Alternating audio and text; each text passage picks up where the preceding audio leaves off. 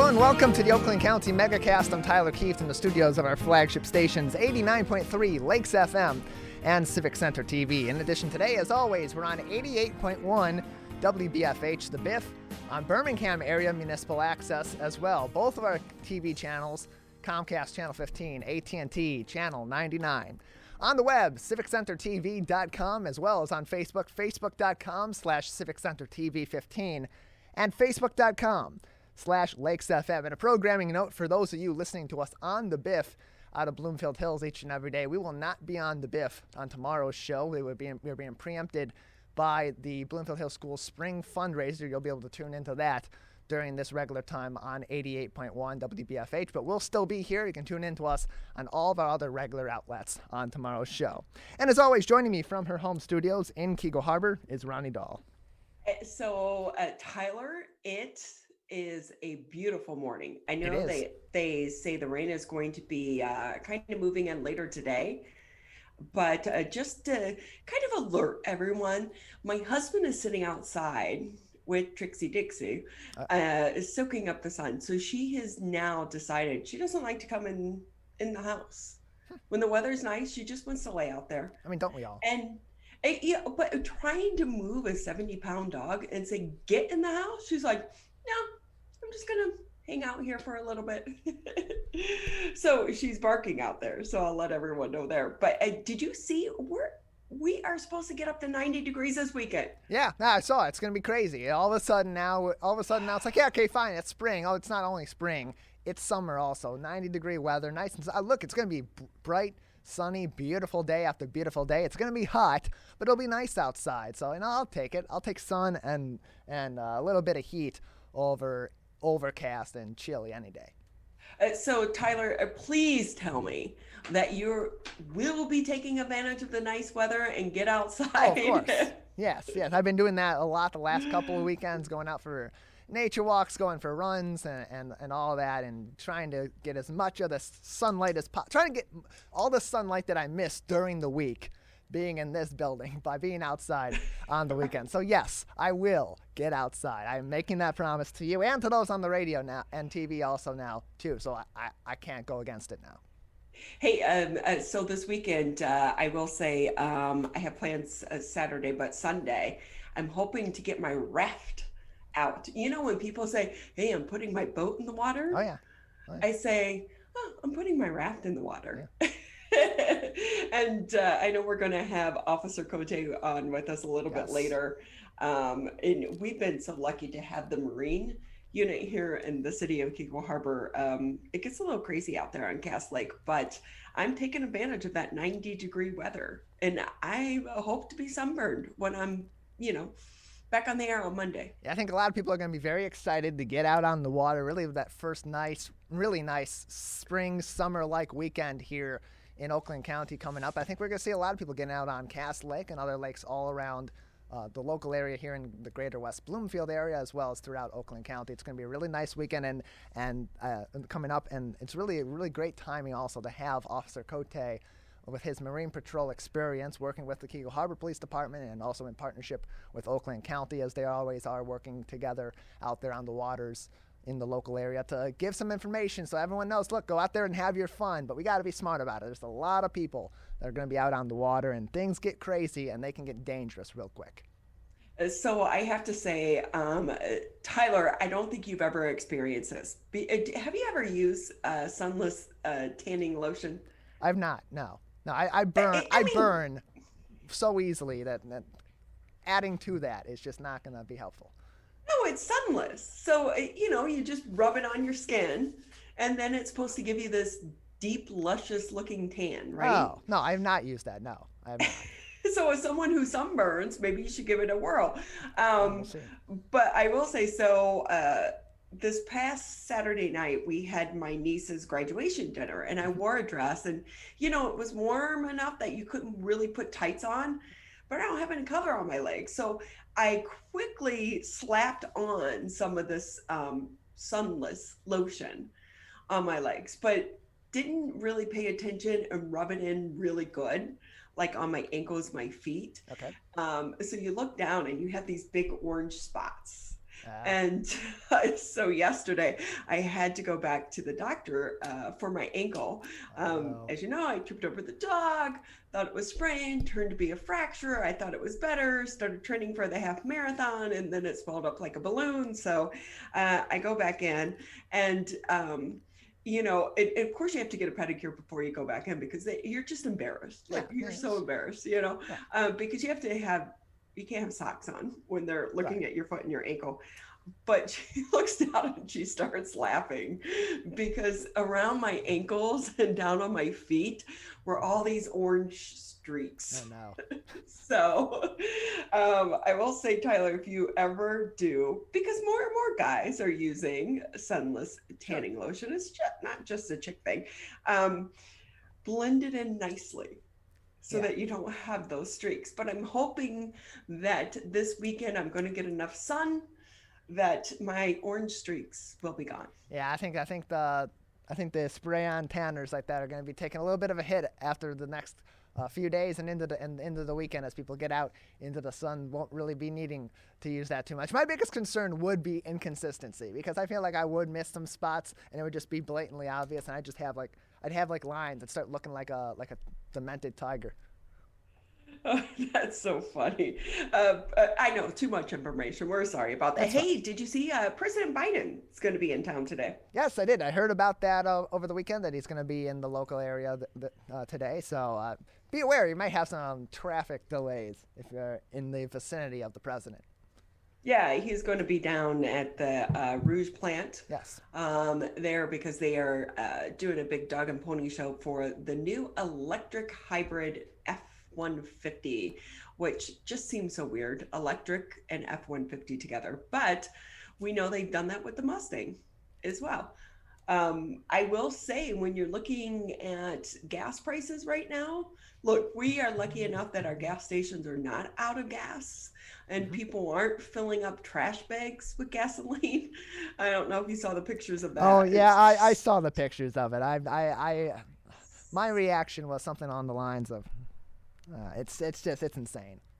It really is. And so, but the price around here really has started to skyrocket as well. So I'm happy to plug in bubbles and tool around. I will not be taking my SUV out unless needed, because it's so much easier to plug in your car and then unplug it and go. I like to drive right past those gas stations, Tyler. And I will say too, once you get an electric car, you become really lazy. I just hate going to the gas station. Now I look at okay, how much gas does the SUV have? I think I can make it there in my smart car, because it only gets 70 miles to the charge. Yeah, I mean, it's more efficient than going and making multiple trips to the gas station. Filling up can be expensive, especially if you're driving a larger vehicle like an SUV, and you have prices fluctuating like they are now when we've had some issues in the gas industry. So I think that's got to be one of those benefits of having an electric car or a hybrid car that provides you with less trips to the gas station. I think everybody would enjoy less trips to the gas station, just in general. Yeah, so obviously the president is in town to really push forward his infrastructure plan. And it's like $1 trillion or something of that nature. And part of that plan calls for more charging stations, because and I get there are newer electric cars or hybrid models that you can go further, but until you have enough charging stations and charging stations that can charge quickly, because for my car it takes at least 4 hours to get it to a full charge. But I know that that's part of the plan, is to put a lot more charging stations throughout the country. Hey, you know what? Another good sign that we are starting to get back to normal is I always try to catch Good Morning America, and then after that Kelly and Ryan. I always want to say Regis, but he's been long gone. I know.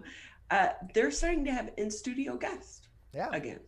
Yeah, we're seeing it on a lot of shows, coming back to in-person guests. It's been kind of weird. I watched some of the late night shows recently and saw them having people coming back in. Of course, it was a situation where if they have a couch next to the main desk, they're sitting on the far side rather than the close side like they normally would do. to keep a little bit of distance. But it is kind of weird now seeing that come back and be like, is that safe? Is that okay? And then it is at this point in time. But it's one of those weird things that you're just going to, one of those weird psychological things that I think we're all going to have a little bit of an adjustment coming out of this pandemic. Yeah, it will be interesting to see when my husband gets to get back in the studio, because it will be nice to be able to come home and not worry about, is he on air? Is he not on air? I can't open the garage door because the dog would go crazy. Exactly. So sometimes I'm like sitting outside in my driveway for like 20, 25 minutes. My neighbors probably think I'm crazy. But hey, that also kind of brings up one of the big topics here in the state of Michigan. MIOSHA is now saying it is planning to bring the workplace rules back in line with some of the new mask guidelines. So the state regulators plan to update the COVID-19 workplace regulations to bring them in line with the guidance from the CDC that ditches mask requirements for fully vaccinated people. So the announcement yesterday by COVID-19 Workplace Safety Director Sean Egan came nearly 3 days after the governor's state health department adjusted the state's mask mandate to exempt people who have been fully vaccinated. Michigan Occupational Safety and Health Administration has been working to bring its emergency and proposed permanent rules in line with the order. Now, keep in mind, businesses and chambers of commerce across the state have been pushing back on the agency, criticizing the proposed COVID-19 permanent workplace rules, saying they're unnecessary. So the permanent rules, which first have to go through a public hearing process, could be approved as soon as October when the current emergency rules expire. There's so much confusion around these mask mandates now. And I think it's a little bit easier, Tyler, for some of the people that are in a state that has already released its mask mandate, but we're one of 22 states that still has some type of mask mandate in place. And with the clarity not really being there, even still from the Centers for Disease Control and Prevention's lifted mask order, and all those questions that people still have about the order at the federal level being lifted or being adjusted and relaxed a little bit, I think that confusion between federal and state orders, because there are differences there, is a big sticking point. And so MIOSHA planning to adjust itself to be more in line with the CDC, it makes things a little bit more on an even playing field, and there's something across the board that people can look to and say, okay, these are the rules, and get clarification on one set of rules instead of multiple sets of rules, and then on top of that, having to clarify where those rules may cross over or conflict with one another. If there's more clarity here, that's of course going to be a positive. And then the biggest question is going to be which of these proposed permanent rules may end up going in place. Of course, that is, as the article states, going to be going through a public hearing before any of those do become permanent. Hey, I don't know if you saw this, a Grand Rapids-based Meijer announcing that fully vaccinated customers now can enter its stores without a face covering. But the Grand Rapids-based retailer will still require its store team members to wear a face covering. So the move comes just days after the CDC and state health experts lifted the mask restrictions in many of the public settings for people who have been vaccinated. The sentiment, though, around Metro Detroit grocery stores is that no one wants to be the mask police, asking customers whether or not they're vaccinated. So grocery stores, keep in mind, think back way to the beginning of this pandemic. Grocery stores were among the first public places to require the mask. And while many still have policies in place, Trader Joe's, Costco's, Walmart, others are following the CDC and state health expert guidelines that those who are fully vaccinated do not need to wear a mask. Kroger, however, is still keeping its policy requiring everyone in its stores to wear a mask. And keep in mind too, you've got to keep your mask handy because you don't know which stores have it, which ones don't. And while some may be saying, hey, we're going to allow for people not to wear a mask, some are still saying it depends on the state. So like Starbucks, yeah, you're global, but your state rules still apply, which kind of makes it even more confusing. Yeah, that definitely adds to a little bit of frustration and confusion as we're coming out of this pandemic and we're starting to see some of these rules be lifted, is that while some rules may be lifted or relaxed at the state level, lifted or relaxed at the federal level, on the local level and then individual level for businesses in particular, there's going to be some inconsistencies for a while until we're fully out of this. So if you have any questions, definitely contact those retailers beforehand or look up the rules so that you know before you go, and have a mask at least handy so that if you do end up in a situation where you walk into a Kroger not realizing that they still have their full mask order in place in that facility, that you can say, okay, I need to wear a mask, sorry about that, walk back out to your car, grab your mask, and come right back in. And so that you can kind of clear that, at least have a backup in case you are confused and you walk into a place that has different rules. It's going to be confusing and frustrating, I think, for a lot of people for a while, adjusting to now what is a mixed bag of rules as opposed to more blanket across the rule regulations like we had with the full mask order. Yeah, I wonder how many people that maybe will change their shopping habits, which stores they go to, compared to depending on which stores have a mask mandate and which ones don't, because we know some people still aren't comfortable with removing their mask. Other people don't want to wear it. So it's going to be interesting to see how this impacts some of these companies. Just as a reminder, COVID still here with us. We have new COVID outbreaks at 10 schools here in Oakland County. 22 cases have been confirmed. So the new school COVID outbreaks did decline rather slightly in Oakland County compared to last week. So of the 205 new COVID cases at Michigan schools reported for the week of May 8th through the 14th, 22 cases occurred and 10 outbreaks at 10 different schools here in Oakland County. So an outbreak, as you may remember, is defined by the state: 2 or more cases that have shared exposure on school grounds and are from different households. So school with new outbreaks last week all involved students, no staff. Each school had 2 cases unless noted. And so we put a list of the schools on our website, civiccentertv.com. Many of them are Rochester, several in Rochester, Novi, Pine Knob, Clarkston, and you can see that list. But obviously, if your kids go to that school, you have already been made aware of that outbreak. The Michigan Department of Health and Human Services releases the school outbreak data each and every Monday. So that is the one situation here with COVID-19. The outbreaks are still happening in our schools because you have to remember so many of the kids cannot be vaccinated. Yeah, that's the biggest thing here is that most of these schools, as I'm looking at them, there are some middle schools, but the majority of them, I would say, are high school institutions here. And in most of those cases, people 16 and under 16 years of age are not going to be able to get vaccinated. So there's going to continue to be some spread there. It's a matter of management. And these schools have regulations in place within their school districts, within individual schools, to manage outbreaks and, if need be, control those outbreaks from spreading any further and shutting things down if they need to temporarily in order to curb those outbreaks. So it's all about managing that situation school to school, district to district. And if you have any questions or concerns, obviously contact your local school district and they'll be able to provide you with those specific plans. And of course, as always, you can get the latest headlines. Just go to civiccentertv.com. Click on the coronavirus tab.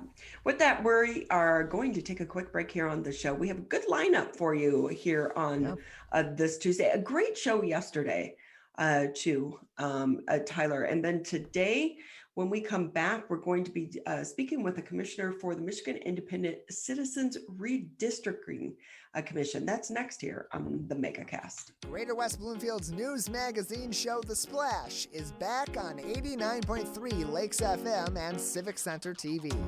Join WWJ's Brooke Allen and the team as they cover the most interesting people, events, and projects in West Bloomfield, Keego Harbor, Orchard Lake, and Sylvan Lake. The Splash returns at 5 p.m. on Tuesday, May 25th on Civic Center TV and 89.3 Lakes FM. Wearing a mask is more than protection. It's a bridge to better days. The path back to celebrations with family. Nights out on the town with friends. Game days with your favorite sports teams. And the thrill of live concerts. But until we can all get the COVID-19 vaccine and build community immunity, which will take time, we all need to continue to stay careful because Michigan's recovery is depending on you, and so are your family, friends, and neighbors. So even after you're vaccinated, wear a mask, avoid large gatherings, and social distance. One day in the near future, we will all be able to put this pandemic behind us. But until then, spread hope, not COVID. Learn more at michigan.gov/coronavirus. A message from the Michigan Department of Health and Human Services. Finally, I just got my COVID-19 vaccine. I registered with my local health department and they called me. I got mine at the pharmacy, and my neighbor got hers from the hospital. I'm not a techie person, so I called the COVID hotline, and they helped me schedule an appointment. Get vaccinated with the first vaccine you can. Protect us all. Learn more at michigan.gov/COVID vaccine.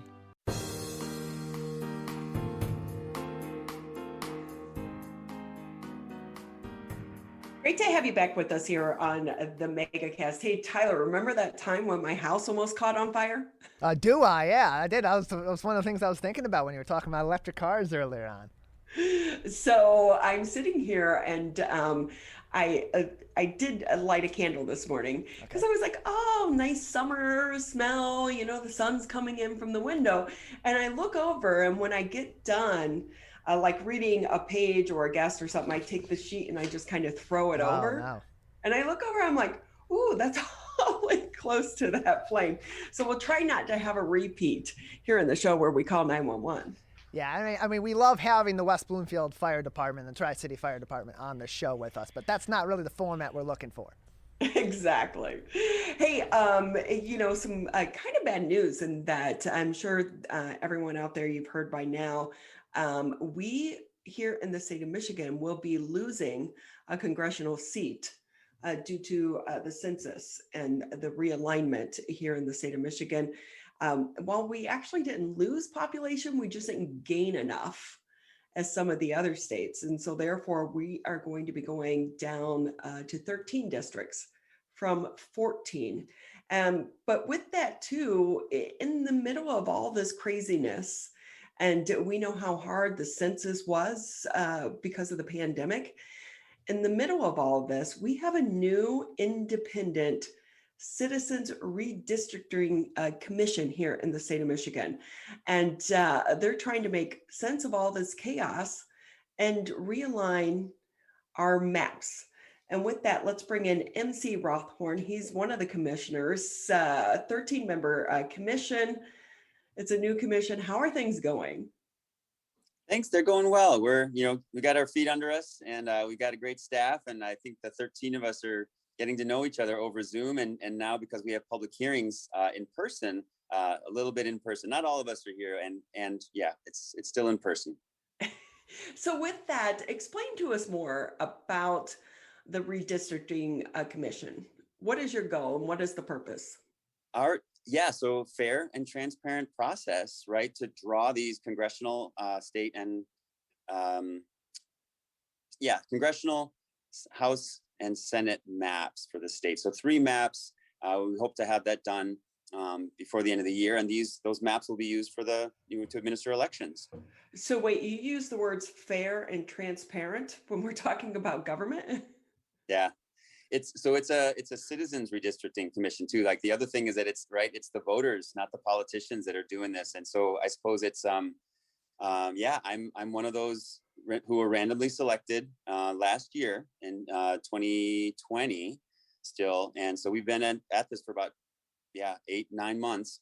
And it was something that was actually set up in 2018, right? This was a ballot initiative that was passed with over 61% of the voters that said they want to intentionally sort of like have the redistricting process in the hands of voters and not politicians. So our commission has the exclusive authority to create these 3 maps. And so with that, MC, I have to ask, why did you want to be a part of this? I suppose it's because I appreciate our democracy, frankly. And I've always wanted to be on a jury and do jury duty, and have rarely, actually never gotten called, but have rarely even participated in that way. So this is sort of like the best jury duty ever. And I remember that form coming in the mail, and I didn't have to do it online. I guess I remember filling it out on paper, and that worked out at the time. And so I said I like the idea of participating in democracy, and understand that it's important to participate. So I suppose that's honestly the reason. I didn't expect actually to win, so to speak. And it's a mixed blessing, right? We're going to have a challenging moment, this year, to try to get these all 13 of us to understand how this process, right? It's the first time this whole process is happening, but we gotta just decide. And I think honestly, I'm looking forward to it, because I think we're a good team, and I didn't anticipate that when I filled it all out. It really, this is fascinating to me as well, because we should point out, prior to this, the redistricting was done by politicians. And we know typically when those maps were redrawn, they would benefit one party or the other. So to be a part of this, but it's the first time it's being done here in the state of Michigan. You add to that a pandemic and a delay from the census and the data being collected from the census. Are you someday scratching your head going, could it be a little bit easier? Just throwing all the challenges at you your very first time. Sure. I mean, the answer is yes. I do scratch my head, and I think each of us does. And I think ultimately, I do think that there's no challenge that we haven't overcome, right? I think we all get to this point in our lives where we understand that we're not given anything that we can't actually handle. I think we will be able to handle it ultimately. And there's a lot of people on the team. So with that, it's a 13-member team made up of Democrats and Republicans?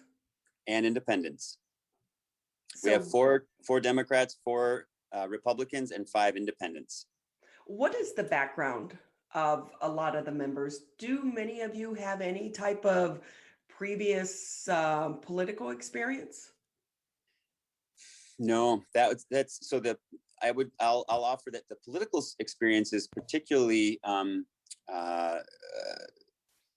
it's one of the questions that we tried to understand. Like the political parties got to weed out those who they didn't want to be in the final drawing for the random selection. And so none of us has political experience. And I think many of us are, strong supporters of, participation in democracy and, as citizens. And so I suppose each of us has roots in Michigan, and each of us, applied and was randomly selected. I do believe that the background is pretty unique in that we each come from, we're all from the Lower Peninsula, right? None of us are actually from the UP, and it's random, right? There weren't as many people in the UP who also applied. So, but I suppose there's a lot of desire and a lot of, I think a lot of excitement, frankly. I think we understand that we've got a great duty, right? So there's a feeling of weight, but there's also this feeling of excitement. And I think we each sort of understand that we play a role.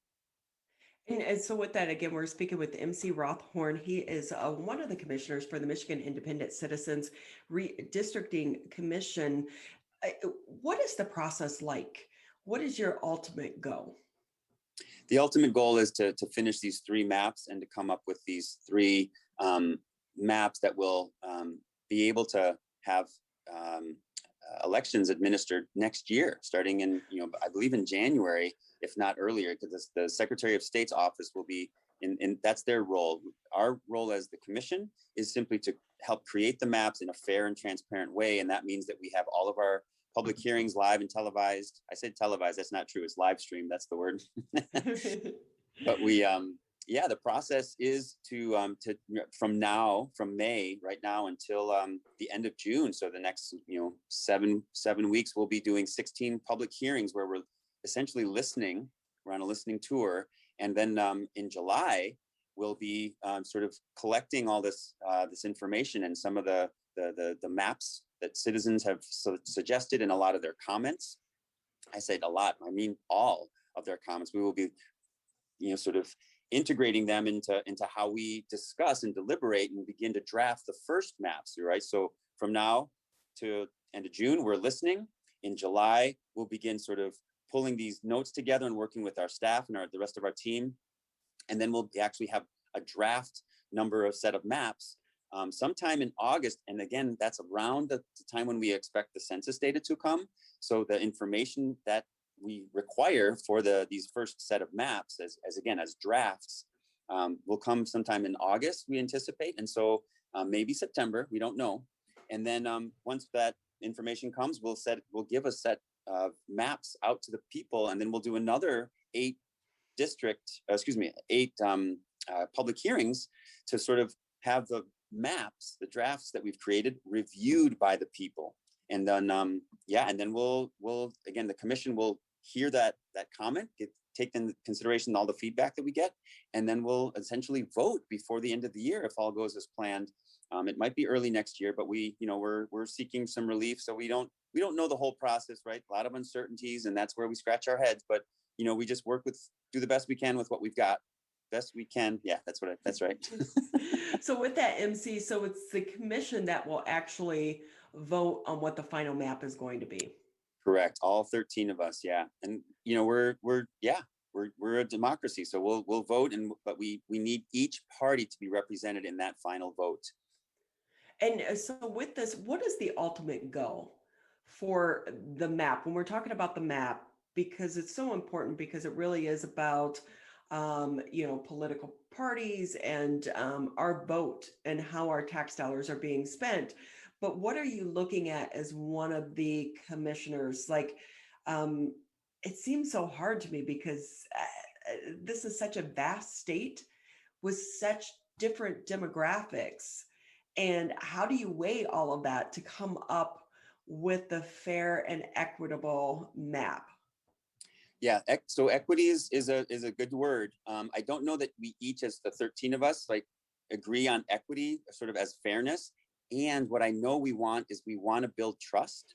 This is the first year, and there'll be a second round 10 years from now if all goes as planned, right? Where the citizens will also do it, right? So we know that we want to ultimately build trust while we're creating these fair and transparent maps. And so we want a process that the people actually look at, see why we're making these decisions, recognize that it's hard, right? There is no perfect decision, and we're not going to make everyone happy. And of course, we're going to make it transparent, and we're going to do our darndest to make sure that you understand how we evaluate fair, right? And we're going to bring in equity, and no, we don't know exactly how we're going to do that, right? And there's a lot of data that's missing, and it's not just about data, right? It's also about stories and, right, the communities of interest and what people are giving us when they're sharing during these public hearings is a lot of their personal experience, their lived experience, and how they feel like these districts that have been, right. I appreciate you using the word redistricting. So many people recognize gerrymandering, right? And it, right, as in the political process,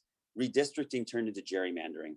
We're trying to bring it back to redistricting, help people hear the citizens of Michigan, right, and reflect their voices and what we've heard in the maps as best we can, right? So that we can get, not just the data and the population data, but also the let's say the way that people love the land, right? There's so many stories that people share about, like the rivers and the way that they steward, right, this great state, and the resources and the relatives, so to speak, that we have in each other and in this great state. So I suppose you asked about what that final. It's trust. I want a process that people feel like they can trust, because it's transparent, because we've laid it out, and we have it. We don't have anything that's not live stream. We don't have anything that's not that's backroom discussions. That's the old process. And I understand that people, it's a leap of faith, right, to say that, hey, it's not going to happen this time. It's not, and it won't. That's kind of the ultimate goal.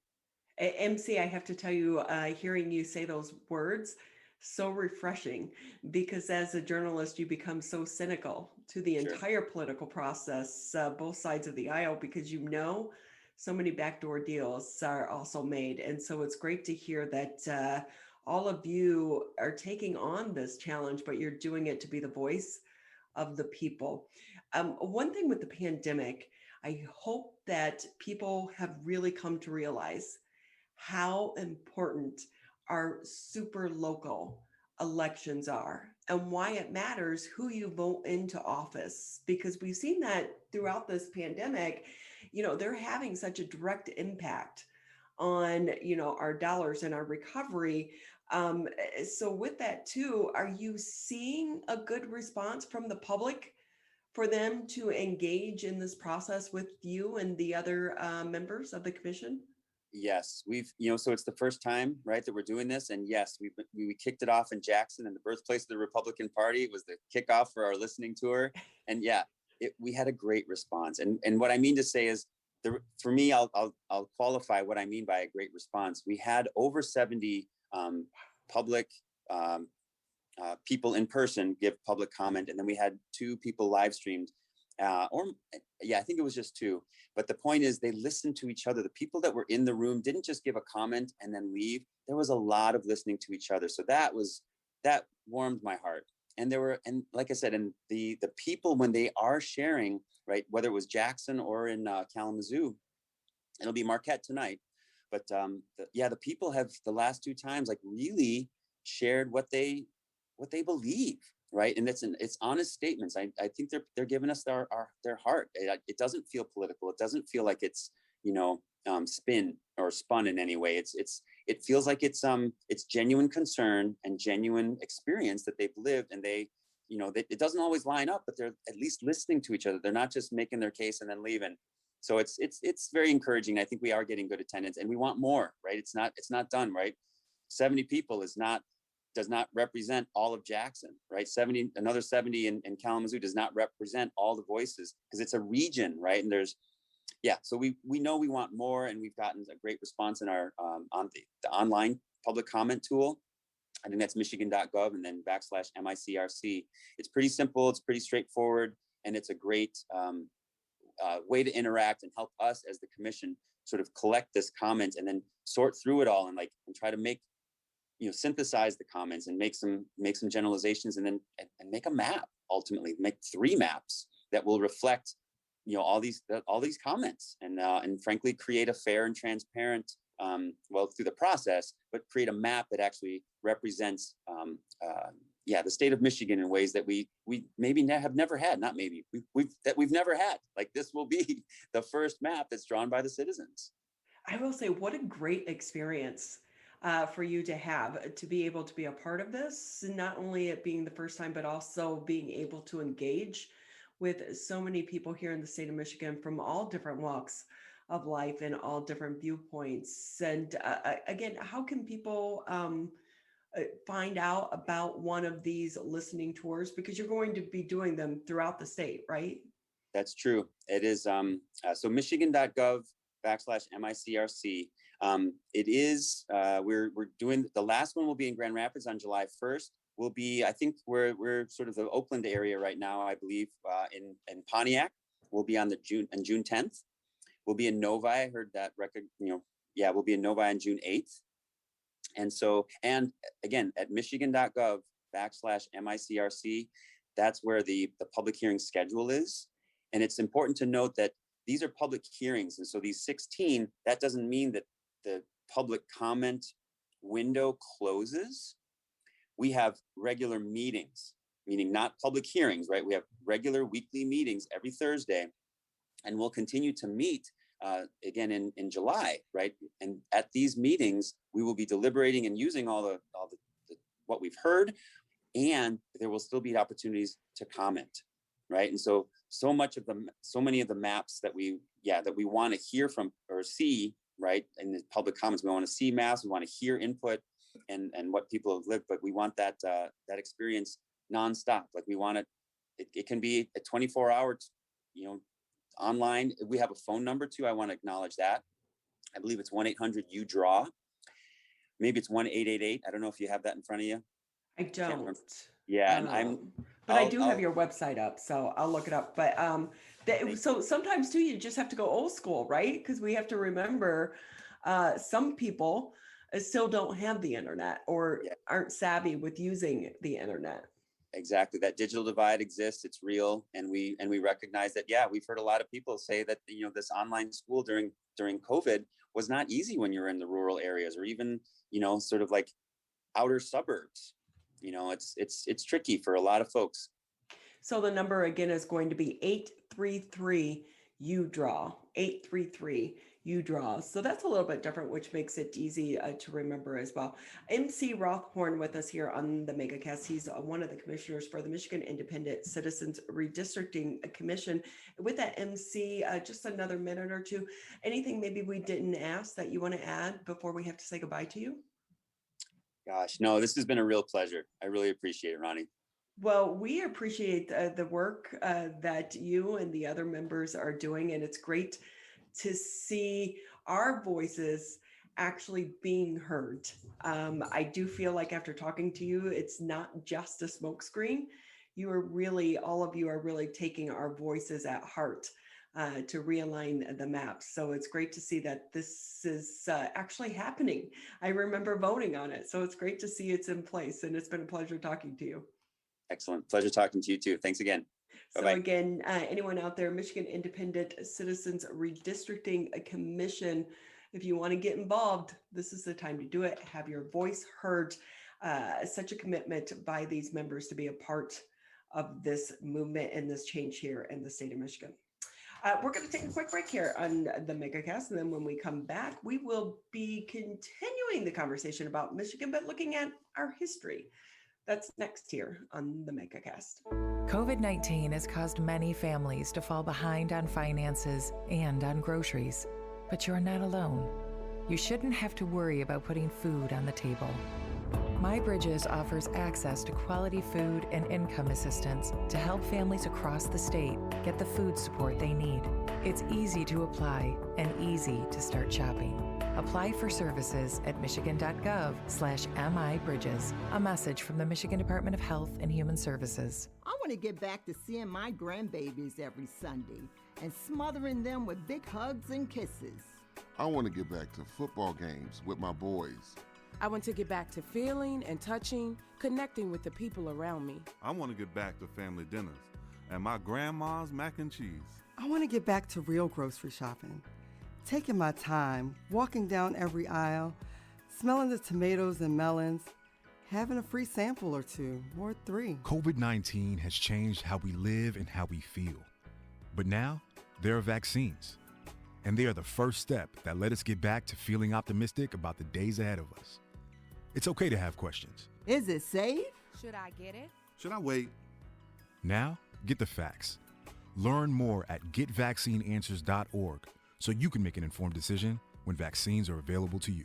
Brought to you by the Ad Council.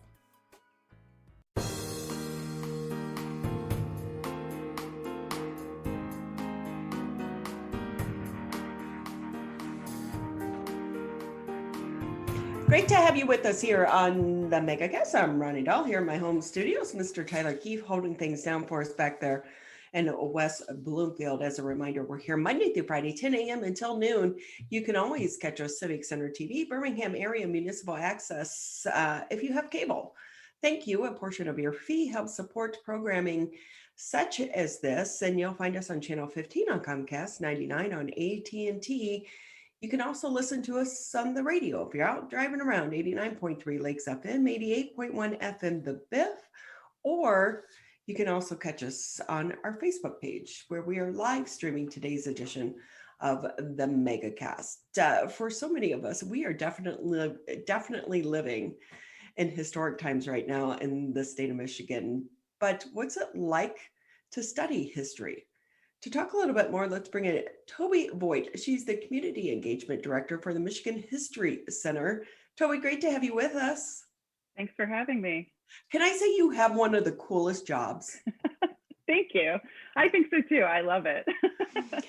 So how are things going for you and the team members at the History Center? Things are going well. We're excited that we have several historic sites across the state, and we are just getting to opening season. Right about Memorial Day is when most of them open for the summer, and most of them are opening this year, which is really exciting. It's so different than a year ago, right? Yes, yeah, we did manage to open some sites for limited seasons last year, but it's for a lot of our most favorite historic sites, we're open some now. So that's great to know, because we do know too, it's such a popular place. So many of these historic sites are so popular for kids to go.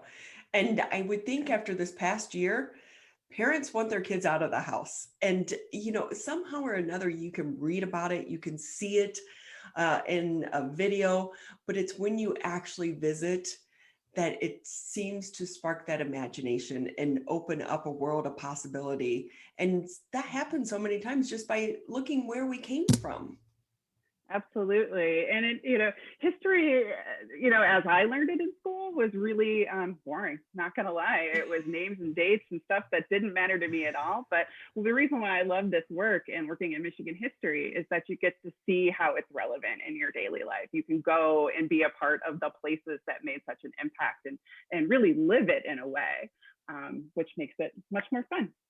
So from your standpoint, how do you try to tell Michigan's history, because we're such a diverse state? When you go to the western part of the state or the UP, you feel like you're in 3 different states.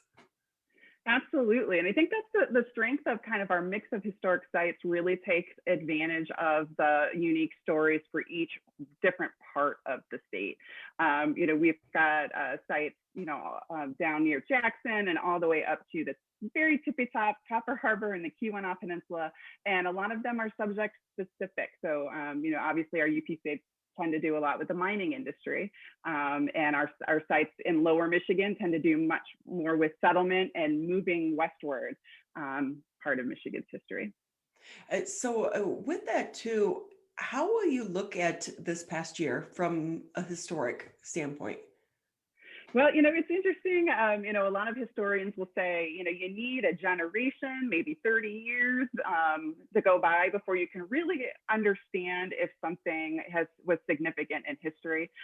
So that's why a lot of museums, we don't collect a lot of things that are happening now because we just don't know what's going to, carry on. But I think we all entered this last year knowing that this COVID-19 was going to be a historic moment that, that we are living in right now. So it's been a really great opportunity for us to start capturing people's stories now about what are they living through now. So in the future, historians can look back at those rich, diverse stories of everyday life of Michiganders and tell a fuller picture of what it was like to live in this time. Yeah, because I think it's so different for us right now than, back in 1918 with the Spanish flu, because we didn't have the technology or the way to record things like we do now. And we do know so many times in history, our events were documented through typically the upper class, well-educated class. So there's a different lens that we're viewing history. That's exactly it. When this first started, we have the Archives of Michigan, which is the repository of government records in Michigan history. And so a lot of folks came to us and said, hey, what can we learn about what happened in 1918? And we said, well, we can tell you what the government's response was, but, like all of the important papers, but what we didn't have was that rich narrative of what people from different communities and different backgrounds were dealing with. So that's why we really decided out of the gate that we wanted to do that. We wanted to reach broadly across the state, geographically, racially, ethnically, all of it, in order to make sure that we did use the technology that we have to capture those stories. So with that, Tobi, we're speaking with Tobi Voigt. She's the Community Engagement Director for the Michigan History Center. And with that, Tobi, what were you able to learn about the state's response back in 1918?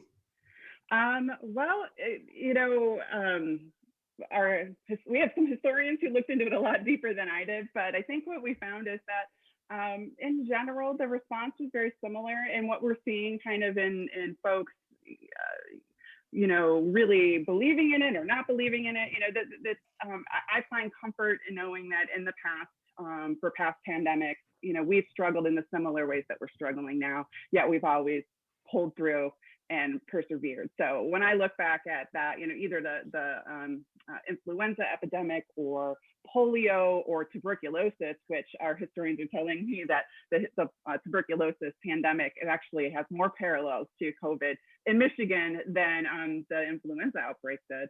And just seeing the different responses, I find comfort in that personally, to know that the struggles we went through, we will persevere. Right. And plus, they went through it at a time that they didn't have the technology. that we have today. Although I don't know if that's really a good thing or kind of a bad thing, right? Because I will say in the beginning, I was so overwhelmed with all of the news coming at me that it almost spiraled into a depression. So maybe it was a good thing to not really understand what was going on. Yeah, I think about that all the time, just the living through this time with the, information, whether you want it or not, coming at you 24/7, and thinking about the other communication tools. Also thinking a lot about, medical science. Thankfully by the early 20th century, we knew germ theory and all of that stuff, but just not really knowing what the causes were and how to combat that. So just the medical technology and the advancements we've made over the last 100 years is really impressive. So with that too, Toby, do you anticipate that as some of your sites start to open over the summer, and plus now the easement of some of the mask mandates going forward as well, do you anticipate it's going to be a busy summer with visitors? Because now we all are more interested, it feels like, in our history. Absolutely. Oh, I hope that's true. But no, I think so. We're we're the Michigan History Center. We're part of the Department of Natural Resources. So we are a state agency. And some of our historic sites are in state parks. And we know that state park visitation has just gone through the roof. People wanting to get outdoors and really, enjoy the weather. It's beautiful today. I wish I was in a state park. But we already know from some campground bookings and things like that things are it's going to be a big year. And we're super excited that folks are going to get out and visit our site. So how has it been with the History Center, especially there in Lansing, because it's a little bit bigger? Are you doing any field trips right now? So actually, our main museum, our Lansing History Museum, is still closed. So we are part of the downtown complex. We're tenants in a building run by the state, and all the state workers are still on mandatory work from home till July 12th. So we have been trying to get access to the building, prepare it for reopening, which we hopefully will be later this summer. So unfortunately, the Archives of Michigan and the Michigan History Museum in Lansing are still closed, but our outdoor sites across the state are largely coming online and opening for the summer season. So Toby, as an employee, I have to ask, have you ever been able to be in there after hours without very many people around? Because I think of that one movie with the museum where the statues and everything came alive. Absolutely. We've gone in a couple of times to film some videos for some virtual programs. And I'm not going to lie, I'm a museum person that has a mannequin phobia. So I do not like walking through the galleries by myself. We have this very creepy mining cave with a mannequin in it. And I literally, when I'm there by myself, I just run through real quick. So full disclosure, Oakland County Megacast. And we're talking with Tobi Voigt. She's the Community Engagement Director for the Michigan History Center. And with that, Toby, what should people know if they're going to visit one of the sites for the first time? So I would say what we'd encourage you to do is visit our website. We're at michigan.gov/MHC. That's when so MHC for Michigan History Center. So michigan.gov/MHC. Once you get there, hit museums.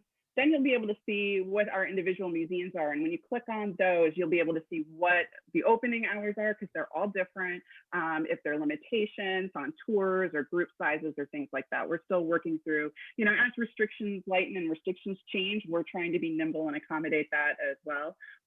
So I would say before you go, just check out on our website for the latest information and have fun. I will say I was surprised. I've been to the location in Lansing, but I was surprised when I went on your website. You have so many different locations throughout the entire state. Yeah, we do. We've got, as I said, we've probably the closest one to the Oakland County would be the Locker Tavern historic site just south of Jackson, actually, right on US 12. It's an old tavern that was on the old Chicago Road. So Michigan Avenue turns into US 12. It's fascinating. It's an 1832 tavern. It's actually been closed for renovation for the last few years, but it's opening this summer for the public. So you can go starting next Wednesday, the 26th. It'll be open for tours, and it'll be really exciting to go in and see that history. And that's only about an hour and a half away from Detroit. So you can do that in a day trip. So how are specific locations picked to be part of the History Center? Well, most of them were in state parks. So because we're part of the Department of Natural Resources, parks like Fayette Historic State Park and the Garden Peninsula in the UP, it's one of our most popular sites. It is an old, basically kind of ghost town, iron foundry town. And because the history is such a huge part of that park, we've come in to operate the history part of it in partnership with the Parks and Recreation Department. So that's, I would say, the most of our sites. And we have a few other sites like Locker Tavern, also the Mann House in Concord near Jackson, that were deeded to the state. Most of those were deeded in the late 60s, and so they became property of the state of Michigan. We also have a historic house that the legislature gave us in 2018 that were a house that Ulysses S. Grant lived in Detroit. And that is, we moved that to Eastern Market, and we are just starting a long process to work with community to decide what are we going to do with this house that's in Eastern Market. So a lot of it is just gifts, or legislature says that we should do it, or partnerships. So with that, Tobi Voigt with us. She's the Community Engagement Director for the Michigan History Center. Tobi, the archives, are they open to the public right now or no?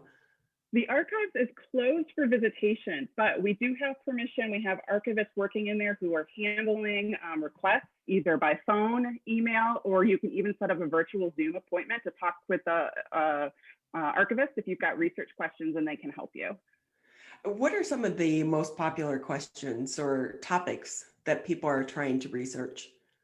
One of probably the biggest, because we do online services, is people who are doing genealogical research. So trying to find out and map their family tree. And we've got amazing resources, not only in our archival collection, but in a reading library that kind of has published genealogies through time. So I would say, we also get requests for government records because we're the repository for government records, but I like the family history stuff. It's way fun. Tobi Voigt with us. Tobi, anything maybe we didn't touch on that you want to add before we say goodbye to you today? No, I would just say thanks, and we hope to see you all out. Visit our website, michigan.gov/MHC, and thanks for having me today.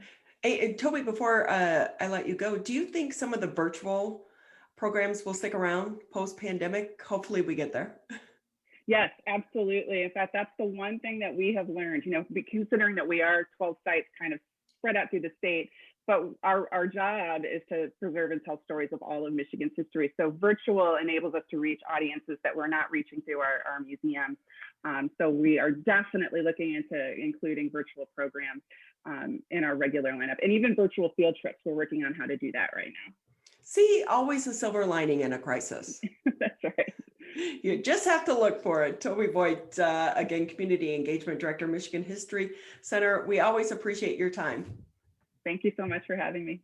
Thank you again for being with us. We'll take a quick break here on the Megacast. A lot to get to in the second hour. And when we come back, we'll be speaking with one of our favorite Keego Harbor police officers, Officer Cote. He's going to have a busy season ahead of him out on the water, starting with this weekend. That's next here on the Megacast. Greater West Bloomfield's news magazine show, The Splash, is back on 89.3 Lakes FM and Civic Center TV. Join WWJ's Brooke Allen and the team as they cover the most interesting people, events, and projects in West Bloomfield, Keego Harbor, Orchard Lake, and Sylvan Lake. The Splash returns at 5 p.m. on Tuesday, May 25th. On Civic Center TV and 89.3 Lakes FM. Right now, our country feels divided, but there's a place where people are coming together. I was nervous to talk to someone so different than me. Me too. Love Has No Labels and One Small Step are helping people with different political views, beliefs, and experiences connect through conversation, and it feels good. This conversation gives me hope. It gives me a lot of hope, too. Take a step toward bringing our country and your community together. Start a conversation at lovehasnolabels.com/onesmallstep. A message from StoryCorps, Love Has No Labels, and the Ad Council.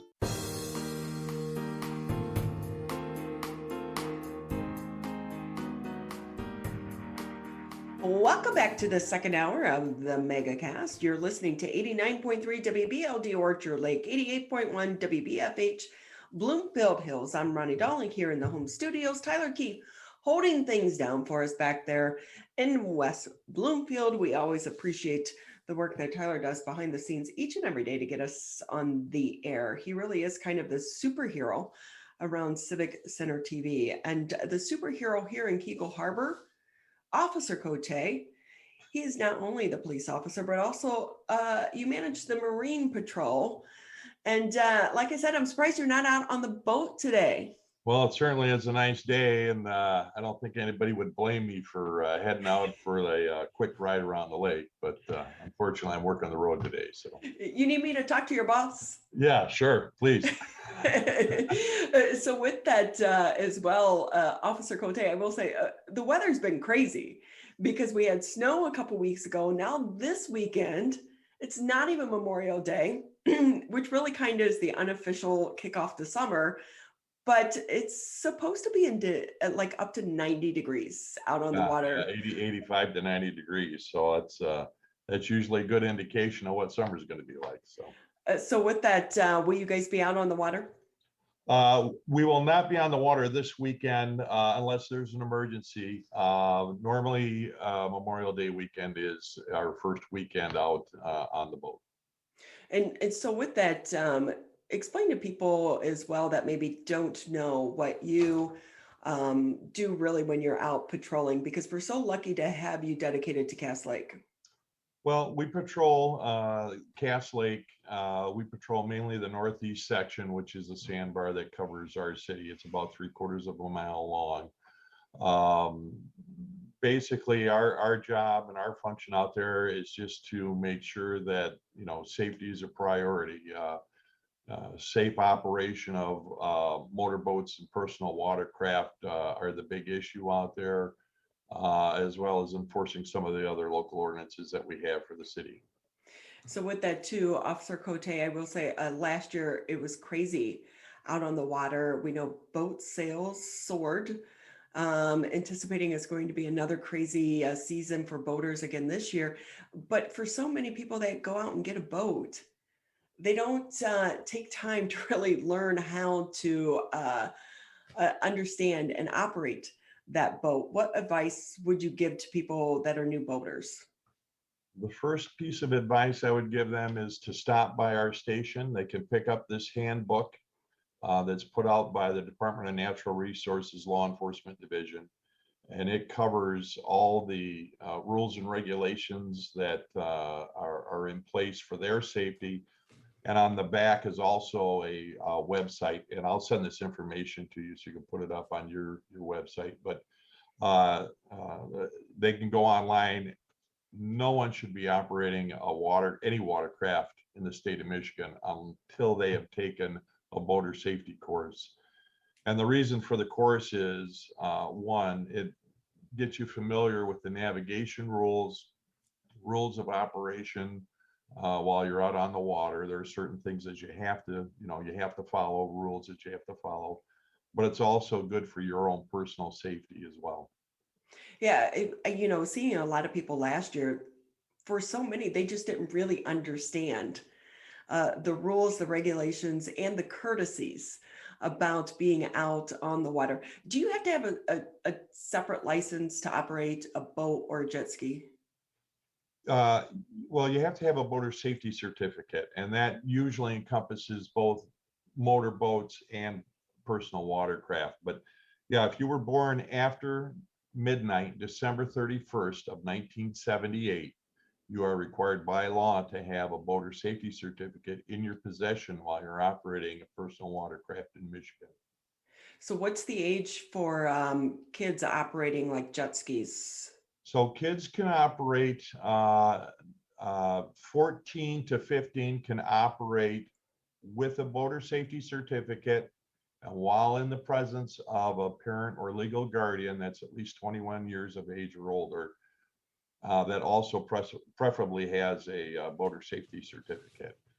From 16 on, as long as they have a boater safety certificate and a Michigan driver's license, then they can go ahead and operate the personal watercraft.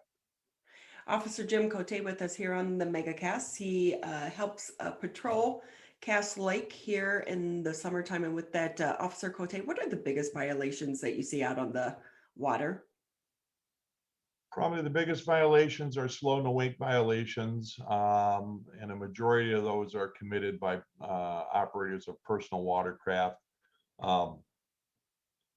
they call it the 100-foot rule. You have to be 100 feet away from any person, boat, dock, or thing in the water before you go above idle. Idle is considered the slow no wake speed. If you go above idle, then you're creating a wake, and that's a violation of the law. So just to be clear though, me and Flo, my flamingo raft, I don't need a license for that. I'm cool out there in my raft. You are, yes. So everyone knows my big pink flamingo because the neck had a hole in it, so it's always droopy. So it's easy to spot me compared to the other pink flamingos out there. For us poor people, that's how we boat. We now have a raft. I have I have the Flo, the flamingo, a 6-person, a 9-person. But the good thing about the sandbar for people such as myself that don't have a boat is you can enjoy the festivities without having the responsibility of a boat. But I will say it gets a little crazy out on the sandbar. And I feel for so many of those homeowners that are right there along that shoreline. Well, we have some local ordinances in place. One of the big issues on the sandbar is not only the congestion, but also loud stereos and loud music. The city has an ordinance that if your stereo is on, you're allowed to play music. It's not a problem. But the ordinance is very clear that if it can be heard from more than 50 feet away from your boat, it's a violation of the ordinance, and you're subject to a citation for that. How many citations do you actually issue in any given season? You're always pretty cool. Everyone knows you out on the water. I'm Mr. Popular. Every time it's funny, I make traffic stops during the day when I work the road, and people are like, "Oh, you're Officer Jim," That's how they know me out there. But I've done the patrol out there for 18 years, and I've gotten to know a lot of the folks out there. We issue. It really depends on the situation. Probably one of the biggest enforcements we have is the slow no wake violation, because that's a safety issue for everyone out there. And the other issue is the loud stereos. And we do issue quite a few citations over the course of the summer for both. So with that, we do know that, of course, drinking alcohol goes kind of hand in hand for everyone out on the boats. I've been out with you before, and it's a party. It is a party out there, but people need to remember, if you're going to be operating a boat, are the laws the same as operating a car on the street when it comes to drinking and driving a boat? Yeah, they are. The blood alcohol level is 0.08, just like it is on a car. And you can be charged with operating a watercraft under the influence of alcohol or under the influence of narcotics or drugs. So the same rules apply on the water as they do on the road. And the penalties are the same. The only exception is that in the sentencing phase for an operating while intoxicated on a watercraft, is that the judge has the ability to suspend your right or your privilege to operate watercraft on any waters within the state of Michigan for up to 5 years. Whoa, no one wants to lose that, especially if you're paying for a boat. Yes. And we have had a few cases where that's happened. So Officer Cote with us here on the Megacast. He's the Marine Patrol unit. Are you still kind of a one-man band out there on the water? I know, wasn't your son joining you for a while? Yeah, my son was a reserve for about 5 years. He since went on to work for the Oakland County Sheriff's Office. So, anyway, we have reserves that come out and work with us on occasion. When they're available. Of course, that's a volunteer position, so it's kind of more up to their personal schedule when they're available. But other than that, we have a fully certified police officer on the boat at all times. So with that, Officer Cote, how does it work if someone has an emergency out on the water? Who responds? If you're out there first, you'll respond, and then Oakland County can come in and assist? Yeah, we've had a number of situations where we've had drownings, boating accidents, or people getting injured, whether it's an accident that occurred out in the lake between two boats, or somebody getting injured on a boat. Generally, when we're out there, we're the first ones out there. Once we get to the scene, we assess what's going on, apply any first aid that's necessary, and make arrangements to coordinate EMS response, whether it's to the Dodge State Park in Waterford, or Marchbank Park in West Bloomfield, or somewhere along any one of the beaches in our city. It's just a matter of logistics and how crowded it is, how congested. We've had issues in the past where it gets so congested, it's hard to navigate with a person into the sandbar just because of all the anchor lines and the boats and the people and so forth. So there's some times where we'll have to end up taking them, maybe to a different part of the lake to get them to the EMS so that they get them transferred to the hospital.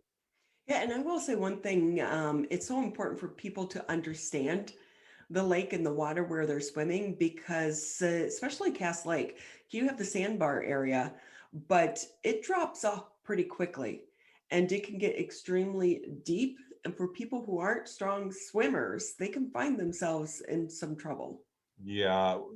First of all, if you're not a strong swimmer, you should always wear a life jacket, or at least have one available to you. I run into a number of occasions where people will be out with friends on a pontoon boat, and they'll go out, to the middle of the lake and jump off when it's hot, and that's great. The problem is that if they're not a strong swimmer, there's a couple things that boaters really need to remember.